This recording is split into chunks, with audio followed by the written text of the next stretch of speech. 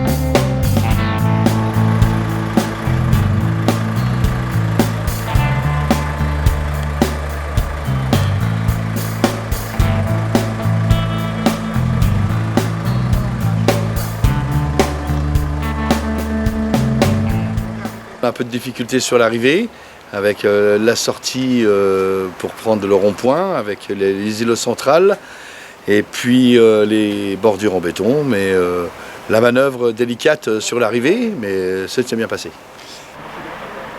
Ces poutres-là font 33,8 m pour 15 tonnes pièce. J'ai 2 pilotes, un pilote avant, qui ferme la route de manière à ce que je puisse rentrer dans un rond-point, sur une voirie, en toute tranquillité et puis sécurité. Et le plus important, c'est mon pilote arrière. Parce que lui, quand je m'engage quelque part, c'est lui qui gère tout l'arrière de ma remorque. Sans lui, je ne peux rien faire. Avec des longueurs comme ça, je ne peux absolument rien faire.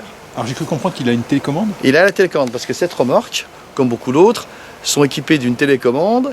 Et la gestion se fait, il envoie les roues à gauche ou à droite à sa volonté. C'est-à-dire que moi je suis une courbe, je suis une trajectoire, et lui à tout moment il peut corriger ma trajectoire si je m'engage mal sur un rond-point, sur une intersection, ou si je suis trop près d'un mur ou trop près d'une barrière de sécurité, il peut corriger à ma place.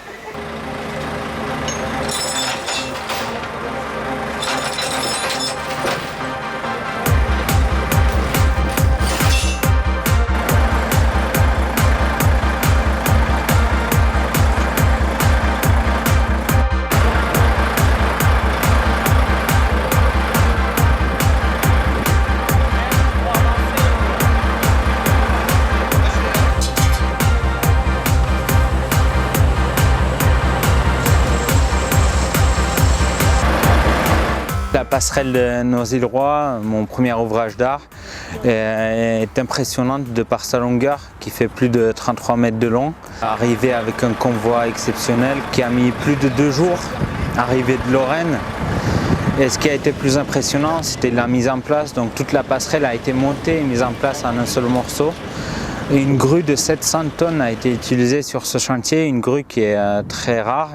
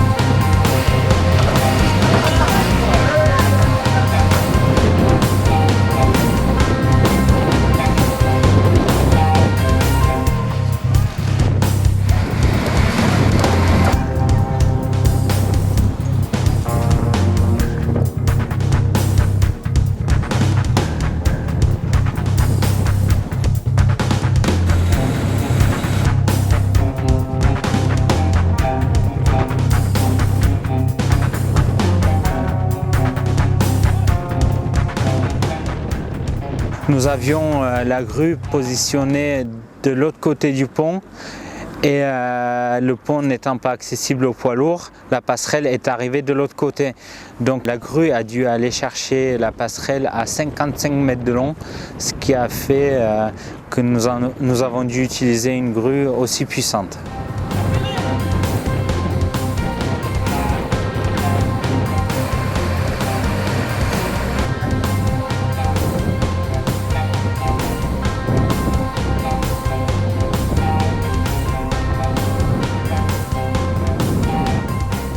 Nous avons estimé avec la SNCF notamment qui a fait partie de nos maîtres d'œuvre de faire ces travaux pendant les travaux du tram 13, puisque ces travaux du tram 13 nous permettaient de réduire les coûts et de voir avec la SNCF justement les piliers notamment et puis le poids supporté pour mettre en sécurité et le train et les gens sur le pont.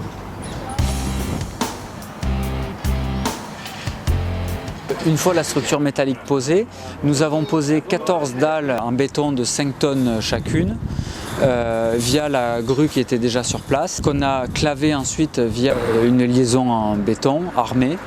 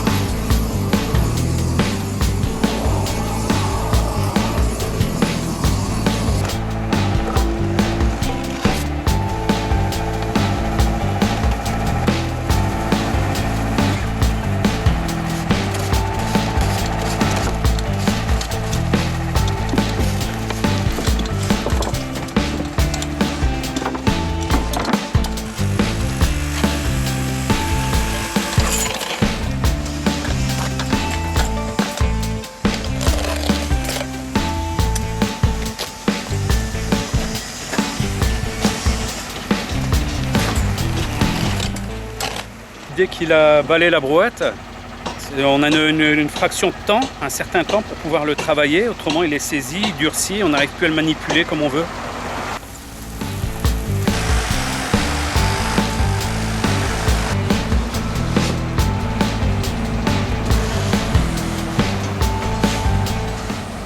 Ouais, exactement, les enrobés c'est la même chose. Hein.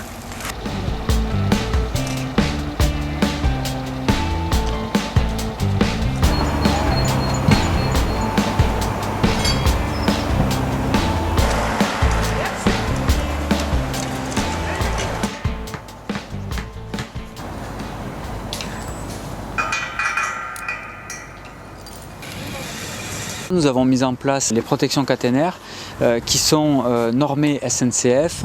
Donc le premier mètre est plein, c'est une plaque métallique comme ceci, pleine sur le premier mètre et ensuite grillagée sur le second mètre. Ces protections sont imposées par la SNCF qui permettent d'éviter le jet d'objets.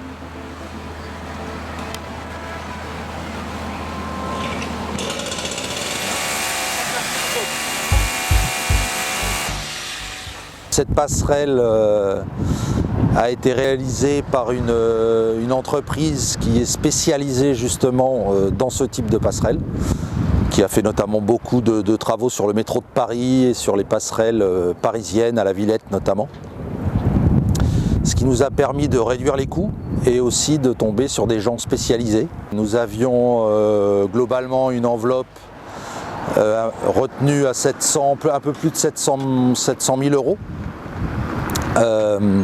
Après diverses subventions de l'État, de la région et du département, puisque cette passerelle est inclue dans la circulation douce qui va traverser la ville du rond-point du Golfe jusqu'au collège. Donc va nous permettre d'avoir un coût final à 250 000 euros à peu près.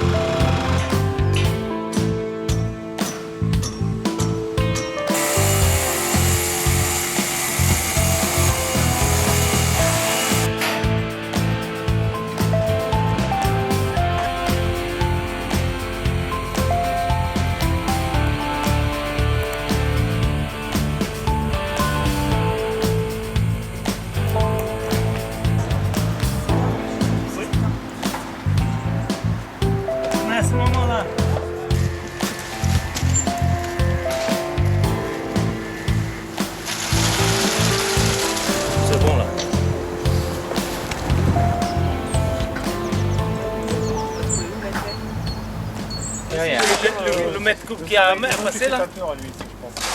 C'est ça. Non, bah, non. Le séchage, donc. Bah, je vais voir si on en a pas d'accord. On a aussi des petits camions. Ok. On a une benne, non, on a une benne de terre.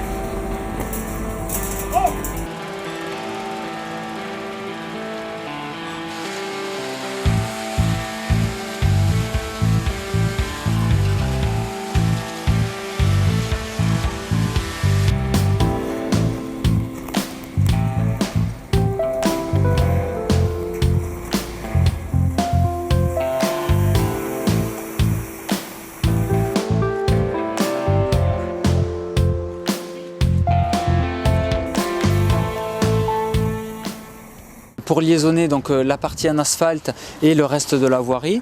Nous avons réalisé un béton désactivé en mortier fibré.